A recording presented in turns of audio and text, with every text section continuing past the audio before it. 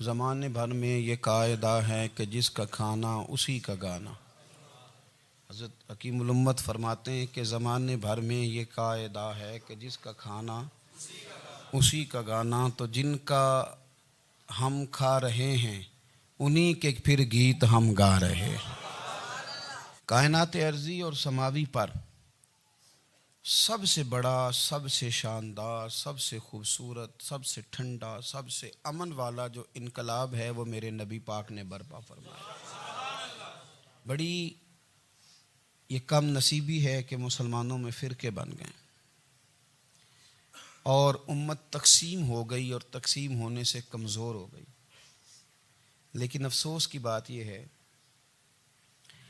کہ لوگ اس بات کو سمجھنے سے عاری ہیں کہ عید میلاد النبی صلی اللہ تعالیٰ علیہ وسلم تو امت اس بات کے شکر کے طور پہ مناتی ہے کہ اللہ نے ہمیں اپنے نبی کا غلام بنایا۔ آؤ میں تمہیں مسلم شریف پڑھ کے سناتا ہوں، اور راوی بھی وہ بندہ جو ہر وقت حضور کے قریب رہتے تھے، حضرت انس بن مالک رضی اللہ تعالیٰ۔ آپ فرماتے ہیں مجھے وہ دن بھولتا ہی نہیں، میں بھلا سکتا ہی نہیں جس دن میرے نبی پاک مکے سے ہجرت کر کے مدینہ طیبہ تشریف لائے۔ حضور اس دن کیا ہوا تھا؟ تو حضرت انس بن مالک فرماتے ہیں ساری بیبیاں چھتوں پہ چڑھ گئیں، ساری عورتیں اپنے اپنے کام میں مصروف ہوتی ہیں، کوئی کسی وجہ سے چھت پہ چڑھ جائے تو چڑھ جائے، ساری کٹھی تب بھی چڑھتی ہیں جب گلی میں کچھ اور ہو، جب کوئی انوکھی بات ہو۔ ساری بیبیاں چھتوں پہ چڑھ گئیں، بچے درختوں کے ساتھ چمٹ گئے، اور فرماتے ہیں کہ 70 کے قریب لوگ حضور کی سواری کے آگے تھے اور باقی سینکڑوں کی تعداد سے سواری کے پیچھے تھے، اور فرماتے ہیں یہ الگ منظر تھا۔ اور یہ مسلم شریف میں نعرہ موجود ہے، مسلم شریف میں یہ صحیح مسلم میں موجود ہے کہ جب حضور مدینے آ رہے تھے تو مدینے والے نعرہ لگاتے تھے یا محمدہ یا رسول اللہ، اور چلتے ہوئے لگا رہے تھے یا محمدہ یا رسول اللہ کا وہ نعرہ لگا رہے تھے۔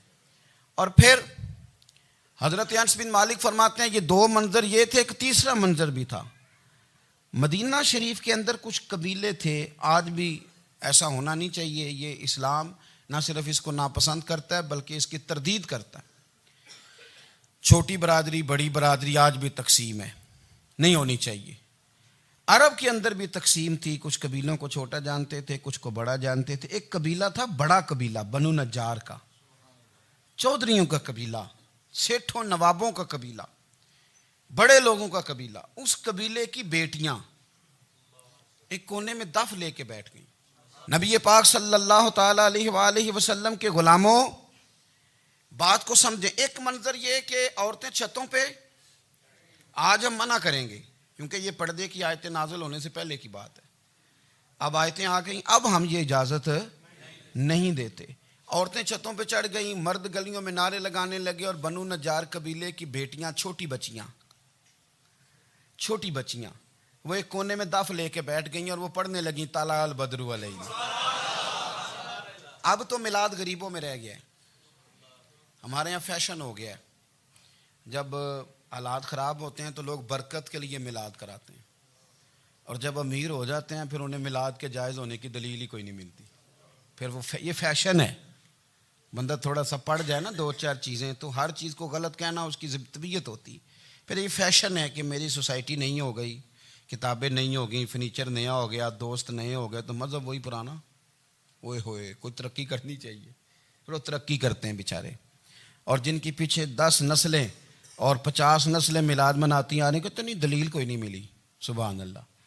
جن کی دادی وضو کر کے کھیر پکاتی تھی 11ویں کی، جب امیر ہو جاتے ہیں تو انہیں 11ویں پکانے کی دلیل ہی نہیں ملتی۔ اب آپ امیر ہو گئے میرے بھائی، آپ کا فیشن ہے، یہ طبیعت کا حصہ ہے۔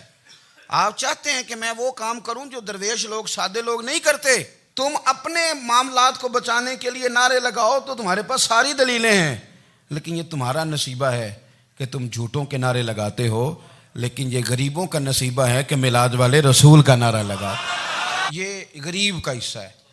لیکن وہ بنو نجار کی بچیاں غریب نہیں، امیر گھرانے سے تھیں۔ انہوں نے جو بات کی اس کو حفیظ جلندری نے لکھا۔ مرحوم کہنے لگے کہ وہ ننھی بچیاں، چھوٹی بچیاں تھیں، کہتے وہ ننھی بچیاں وہاں بیٹھ کر دف بجاتی تھیں اور رسول پاک کی جانب اشارے کر کے گاتی تھیں، اور لوگوں سے کہتی تھیں کہ یہ کو ہمارا پیشہ نہیں دف بجانا، ہم تو چودھریوں کی بیٹیاں ہیں، ہم تو بڑے خاندان سے ہیں۔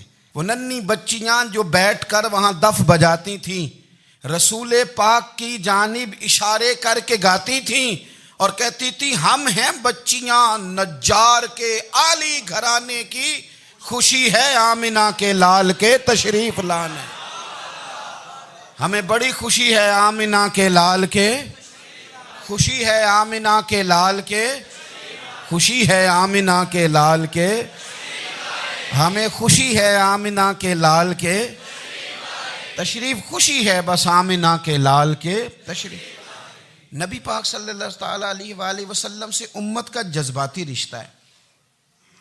یہ پہلے دن سے ہی ابو جہل کب منع کرتا تھا کسی مسلمان کو کہ خانہ کعبہ میں نماز نہ پڑھو، کہتا پڑھو۔ حضرت صہیب ابن سنان رومی سے اس نے کہا کہ آپ اپنے طریقے کے مطابق، مسلمانوں کے طریقے کے مطابق کعبے کے اندر نماز پڑھیں، جو مرضی کریں۔ روکتے تو وہ نبی پاک کے قریب جانے سے تھے، وہ منڈیوں میں بیٹھ جاتے تھے، حضور کے قریب نہ جانا، حضور کے قریب نہ جانا، حضور کے قریب نہ جانا۔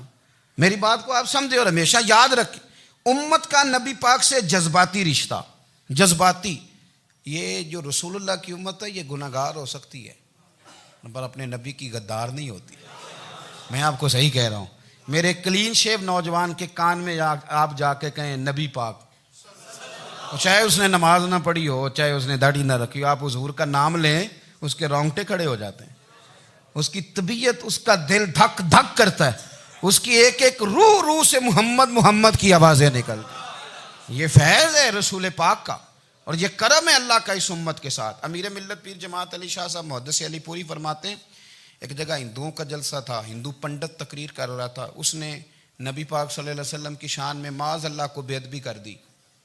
مسلمان تھے ہی نہیں، ایک مسلمان تھا، وہ ملنگ نہیں ہوتے دوری ڈنڈے والے، اس کے پر رنگین ڈنڈا تھا، وہ کہیں دور بیٹھا تھا، تو اس نے سن لی، اسپیکر چل رہا تھا، تو وہ ڈنڈا لے کے تو سٹیج پہ چڑھ آیا۔ وہ کہتا ہے میں نے پنڈت کے سر میں مارا ایک ہی ہے پر مارا ذرا صحیح کر کے، وہ ڈھیر ہو گیا، لوگوں نے گرفتار کر لیا، جیل میں چلا گیا۔ پیر صاحب کہتے ہیں میں ملنے گیا، بندے کو بسم اللہ بھی سیدھی نہیں پڑھنی آتی، سورۃ اخلاص بھی ٹھیک نہیں آتی، اسے ربنا آتینا دعا نہیں کر سکتا، ملنگ ہے۔ میں ملنے گیا اور میں نے کہا یار نہ تو نماز پڑھے، نہ داڑھی رکھے، نہ تو مسجد جائے، پر تو نے کمال کر دی۔ تو کہتے ہیں پیر صاحب چھم چھم رویا اور پنجابی میں کہنے لگا پیر صاحب میں گناہ گار ہاں پر اپنے نبی دا غدار تے نہیں نا۔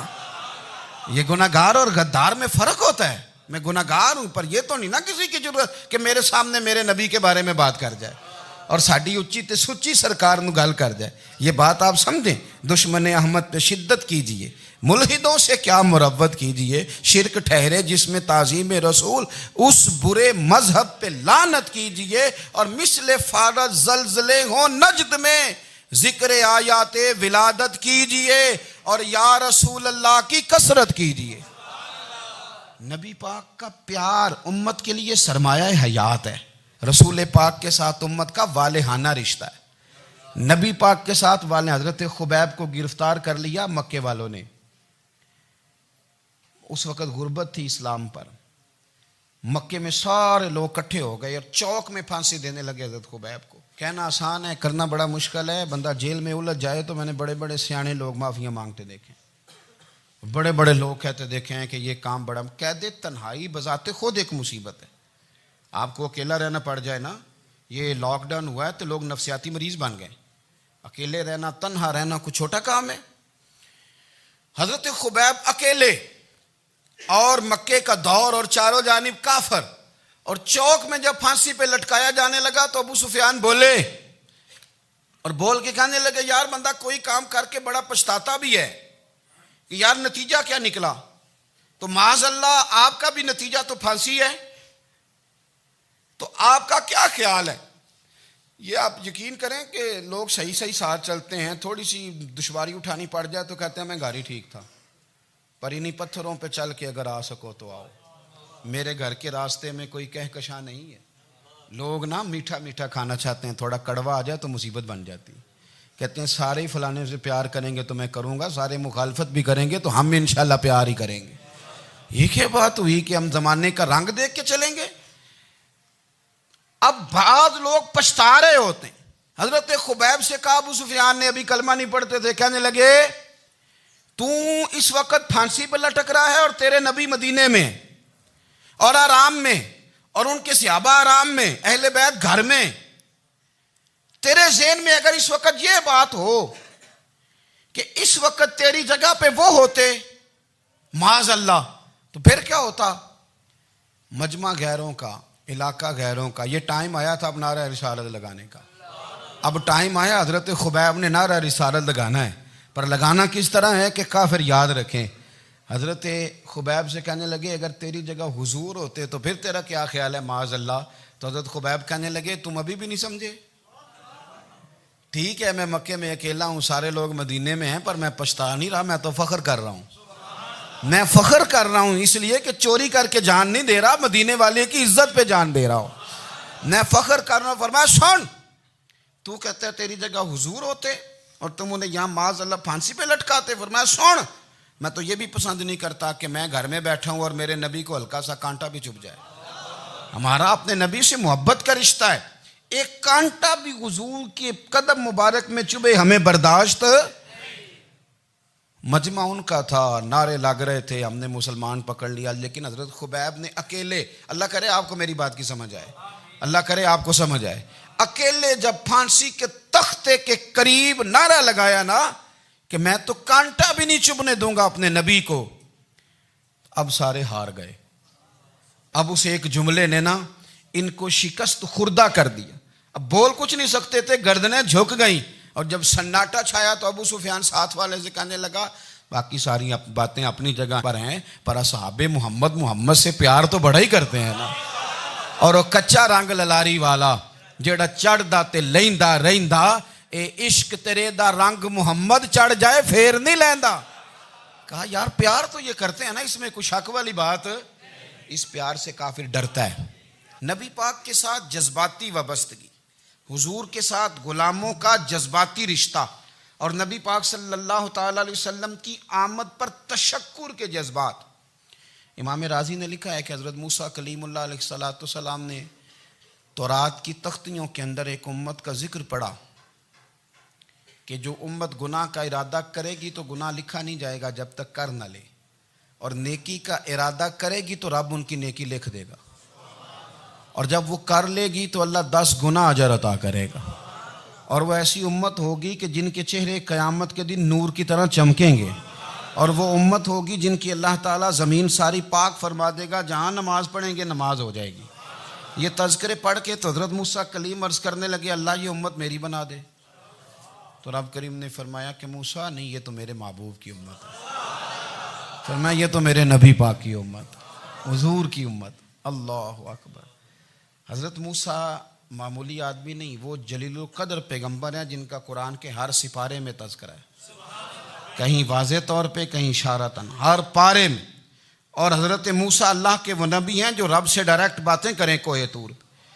کہا اے موسیٰ یہ امت تو میرے نبی کی ہے، تو حضرت موسیٰ علیہ السلام عرض کرتے ہیں، امام رازی نے لکھا ہے، کہتے ہیں اے اللہ پھر مجھے اپنی نبی کی امت میں شامل کر۔ او یار ہمیں لوگ کہتے ہیں میلاد نہ مناؤ، جس امت میں آنے کے لیے حضرت موسیٰ نے دعا مانگی، جس محبوب کی غلامی کے لیے، ہمیں تو دعا بھی کوئی نہیں مانگنی پڑی، اللہ نے فضل سے ہی مدینے والے کا غلام بنا دیا۔ تو ہم حضور کے تذکرے نہ کریں، ہم تشکر نہ کریں، ہم نبی پاک صلی اللہ تعالی وسلم کی نعت نہ پڑھیں، ہم حضور کے آنے پر جشن کا اظہار نہ کریں، ہر وہ جائز طریقہ جس سے اظہار خوشی ہو سکے وہ میلاد پہ کرنا چاہیے، اور اس کے لیے اسباب بنانے چاہیے۔ امت کا ایک جذباتی انداز ہونا چاہیے نبی پاک کے ساتھ، ایک وارفتگی، ایک ذوق، ایک طبیعت کے اندر وجدان۔ نعرہ مطلب اس طرح نہ ہو کہ بس چل رہا ہے کام، میں نہیں ہوں قائل، میں کہتا ہوں پہلے تو کوئی لگائے نا، اور پھر نعرہ جب لگتا تھا نا تو مسلمانوں کے یہاں نعرہ لگتا تھا تو بڑے بڑے لوگ کانپ جاتے تھے۔ صوفیات نے لکھا ہے کہ حضرت عمر نے جب کلمہ پڑھا نا تو 39 بندے کلمہ پڑھتے تھے، تو نبی پاک نے رات کو دعا مانگی، اے اللہ عمر کو مسلمان کر کے اسلام کو عزت دے۔ حضرت عمر سویرے آ گئے، میں وہ تفصیل میں نہیں جاتا، بات لمبی۔ حضرت عمر جب آئے نا اور انہوں نے آتے جب کہا نا کہ میں کلمہ پڑھنے آیا ہوں، تو حضور اتنے راضی ہوئے کہ نبی پاک نے کہا اللہ اکبر، تو صحابہ نے نعرے لگائے اللہ اکبر اللہ اکبر، یعنی 40 لوگ مسلمان ہوئے تو نعرے لگے ہمارے صوفیاء کہتے ہیں حضرت عمر کے آنے پر جب نعرے لگے تو بتاؤ کہ وہ تو نعرہ تکبیر لگا، نعرہ رسالت کیوں نہیں لگا؟ تو کہتے ہیں گویا ہمیں حضور نے یہ سمجھایا ہے، حضور کے اشاروں نے سمجھایا ہے کہ میں اب اپنے نعرے خود تو نہیں نہ لگاؤں گا، میں نے تو اللہ اکبر کہہ دیا، عمر آ گیا ہے میرے نعرے لگاتا رہے گا، نعرے لگیں گے۔ حضرت عمر نے پہلے دن ہی کہا کہ حضور آپ سچے رسول ہیں تو چھپ چھپ کے نماز کیوں پڑھیں؟ شروع ہو گئے نعرے، حضور آپ سچے ہیں تو چھپ چھپ کے نماز کا کیا معنی ہو؟ تو حضور نے فرمایا تیرا کیا ارادہ؟ عرض کی حضور سارے نہیں، ایک میں ایک امیر حمزہ، ایک لائن کے آگے وہ لگ جائے، ایک کے آگے میں لگ جاؤں، اور باقی مسلمان جتنے ہیں کل 40 تھے، پیچھے 18 19 بچیں گے، تو ایک لائن میں وہ ہو جائیں، ایک میں آگے، ایک میں امیر حمزہ ہو، ایک میں ہوں، تو دیکھ لیتے ہیں یہ ہمیں نماز کیسے نہیں پڑھنے دیتے۔ ہاں دیکھ لیتے ہیں، آئے نا میدان میں، ادھر آ ستمگر ہنر آزمائیں تو تیر آزما ہم جگر آزمائیں، اور غلامان محمد جان دینے سے نہیں ڈرتے، یہ سر کٹ جائے یہاں رہ جائے کچھ پرواہ نہیں کرتے۔ فرمایا بھی پتہ چل جاتا ہے نا، ایک لائن میں حضرت امیر حمزہ ہو گئے، ایک میں حضرت عمر ہو گئے۔ پہلے یہ مارتے تھے جو حرم شریف میں مسلمانوں کے طریقے پہ نماز پڑھتا تھا، یہ جلوسوں کی بڑی برکت ہے، اندر بیٹھے رہے نا چپ کر کے، نکل جائیں تو پتہ کچھ بھی نہیں چلتا۔ جب نکلتے ہیں نا لوگ کہتے ہیں جلوس کیا معنی ہے، تو میں بتاتا ہوں نا جلوس کا معنی کیا ہے۔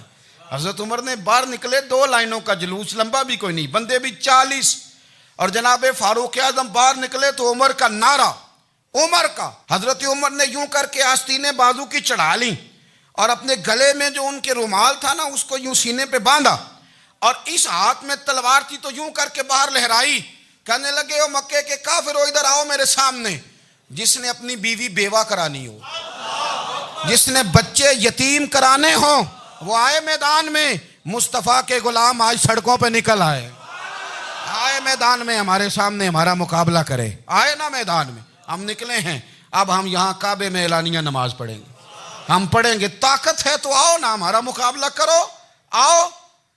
کفر بذات خود بہت بڑا جھوٹ ہے، اور جھوٹ کے پیر بس 2 بندے نکلے تلواریں لے کے آگے، تو پھر حضرت عمر نے اعلانیہ نماز پڑھوائی خانہ کعبہ۔ تو میرے بھائی رسول اللہ صلی اللہ علیہ وسلم کے غلام تو جب نعرہ لگاتے تھے تو ہو ہی کمال جاتا تھا۔ پھر بریلی کے امام بولے، کہنے لگے پیش حق مجدہ شفاعت کا سناتے جائیں، حضور قیامت کے دن آگے نا ہمارے آگے خوشخبری دیں گے، کہیں گے تم فکر نہ کرو، آ جاؤ میں تمہیں بخشواتا ہوں، میں تمہاری سفارش، آ جاؤ پیچھے۔ حضور نہ پیش حق مجدہ شفاعت کا سناتے جائیں گے۔ یقین کریں بریلی کے امام کو بھی بڑا ہی رنگ آتا ہے بیان کرنے کا، کہنے لگے آپ روتے جائیں گے، اللہ کو منانا ہے نا حضور نے، کہتے ہیں پیش حق مجدہ شفاعت کا سناتے جائیں گے، آپ روتے جائیں گے پر ہم کو ہنساتے جائیں گے، باغ جنت میں محمد مسکراتے جائیں گے، پھول رحمت کے گریں گے ہم اٹھاتے جائیں گے، اور حشر میں ہوگا ہمارا داخلہ اس شان سے ہم یا رسول اللہ کا نعرہ لگاتے جائیں، ہم یا رسول اللہ کا نعرہ۔ امام راضی کہتے ہیں حضور نے ایک رکا پکڑا چھوٹا سا، ایک بندے کو لوگ دوزخ میں لے کے جا رہے ہیں۔ اچھا مجھے ایک بات بتاؤ، فیصلہ پہلے ہو گیا ہے، اللہ کے سامنے ہوا ہے، اور فیصلہ ہو گیا اور طے ہو گیا کہ دوزخ میں جانا ہے، وہ قریب پہنچ گئے دوزخ کے، تو حضور نے دیکھ لیا، اور بتایا کس نے؟ حضرت آدم نے۔ حضرت آدم کہنے لگے حضور وہ آپ کے غلام کو دوزخ میں لے جا رہے ہیں۔ نبی پاک آگے گئے، کیا پڑھتے ہیں ہمارے بھائی؟ حضور نے مجھے ان سے چھڑا کے چھوڑ دیا۔ نبی پاک صلی اللہ علیہ وسلم آگے گئے، فرمایا ادھر آؤ، کہاں لے کے جا رہے ہو؟ اللہ کے سامنے فیصلہ ہوا ہے نا، فرشتوں نے کیا ہے نا، فرشتے کو کسی سے بددیانتی تو نہیں نہ کرتے، فرشتوں نے جو کیا ٹھیک کیا ہے نا، کیوں لے کے جا رہے ہو؟ سونے گناہ زیادہ ہیں، نیکیاں تھوڑی ہیں، فرمایا میرے سامنے تولو۔ کسی فرشتے نے نہیں کہا کہ سونے معاذ اللہ ہم کو بے ایمان ہے، ہماری کوئی اس سے زد چل ساڈا کو بننا سان جائے دے نال، بھائی میرا مطلب ہے صحیح تولا ہے، فیصلہ ہے، فرمایا دوبارہ تولو۔ گویا رب بھی فرماتا ہے جیسے میرا محبوب کہتا ہے ویسے ہی کر، کوئی نہیں دوبارہ تول لو، کوئی حرج نہیں، تولو نہ دوبارہ۔ فرشتے دوبارہ آئیں گے، انہوں نے دوبارہ تولا، ایک پلڑے میں نیکیاں ایک پلڑے میں گناہ۔ اب وہ گناہ پھر زیادہ نکلے تو نبی پاک نے نا جیب سے اتنا سا روکا نکالا، روکے کا بھی کوئی وزن ہوتا ہے، وہ حضور نے نیکیوں کے پلڑے میں رکھ دیا، نیکیاں بڑھ گئیں، فرشتے بھی چپ کر گئے۔ چلو بھائی جنت میں. میری طرح کا تھا نا پتہ سارا سردار نو کیتی ہے, پتہ تو تھا نا اسے من آنم کے من دانم, تو سیدھا حضور کے قدموں سے جا لگا. کہنے لگا سونیا میں تو ساری زندگی گناہ کرتا رہا, یہ کون سی نیکی ہے؟ تو حضور فرمانے لگے چپ کر, جنت کا دروازہ کھول گیا, تو جا جنت میں. حضور رکے میں کیا ہے؟ فرمایا تو نے ایک دن درود و سلام نہیں پڑھا تھا, میں نے تیرا سنبھال کے رکھا ہوا تیرا درود شریف, وہ نعرے رسالت نہیں تو نے لگائے تھے, وہ تو کھول کے میرے تذکرے میں نے تیرا سنبھال لیا. دوزخ میں تو کیا میرا سایہ نہ جائے, کیونکہ رسول پاک سے دیکھا نہ جائے, میرے رسول پاک. اور میری بات سنو, میں بھی آپ کو کھانا نہیں کھلاتا, لنگر میرے سنگی کھلاتے ہیں, میرے دوست آپ کو کھانا پیش کرتے ہیں. ہر جگہ آپ جاتے ہیں تو وہاں کچھ لوگوں کی ڈیوٹی ہوتی ہے, لیکن ترمذی شریف سیاستہ کی حدیث ہے. حضرت انس نے پوچھا تھا حضور قیامت میں کہاں ملیں گے؟ فرمایا حوض کوثر پہ. حضور وہاں انس پانی پلائیں گے کہ بلال پلائیں گے کہ سہیب پلائیں گے؟ فرمایا نہیں, امت پیاسی آئے گی تو میں اپنے دست مبارک سے پانی پلاؤں. حضور وہاں نہ ملے تو فرمایا پل صراط پہ آنا, امت گزرے گی تو میں رب سلیم کی دعائیں کروں گا. تو اعلیٰ حضرت فرماتے ہیں جب حضور دعا کر رہے ہیں تو ڈرنے کی ضرورت کیا ہے؟ خدا کی رضا چاہتے ہیں دو عالم, خدا چاہتا ہے رضائے محمد, رضا اب پل سے وجد کرتے گزری کہ ہے رب سلم دعائے محمد صلی اللہ ہو. تو حضور وہاں ملاقات نہ ہوئی تو پھر اس حدیث کو بھی یہ حدیث مضبوط کر دے گی. حضور فرمانے لگے پھر میزان عمل پہ آ جانا, امت کے عمل تول رہے ہوں گے اور میں کامیابی کی دعائیں مانگ رہا ہوں گا. تو جس کے لیے حضور دعا مانگیں گے ناکام ہوگا, ناکام ہوگا. اپنے بچوں کو حضور کی محبت سکھائیں, نبی پاک صلی اللہ علیہ وسلم کی غلامی کریں. آپ کا رشتہ نبی پاک کے ساتھ مضبوط ہونا چاہیے, آپ کے تعلقات حضور کے ساتھ مضبوط ہونے چاہیے. اور آپ نے دائیں بائیں نہیں دیکھنا کہ پراپوگنڈا کیا ہے, لوگ کیا کہہ رہے ہیں. لوگوں کو دیکھ کے جو لوگ رستہ بناتے ہیں وہ پیچھے رہ جاتے ہیں. آپ نے یہ دیکھنا ہے کہ میرا حضور سے نسبت کا تعلق مضبوط ہے, کوئی کدھر جا رہا ہے اس سے ہمیں کوئی تعلق. اس وقت عالمی حالات کیا ہیں, قومی حالات کیا ہیں, معاشی حالات کیا ہیں, جرنلسٹ کیا کہہ رہے ہیں فلانے کے, ہمیں اس سے غرض نہیں ہے. ہمیں تو اتنا پتہ ہے کہ ہم نے اپنے نبی کو راضی کرنا ہے. تو اس لیے خوبصورت محافل کا ذکر کریں, خوبصورت درود شریف پڑھیں.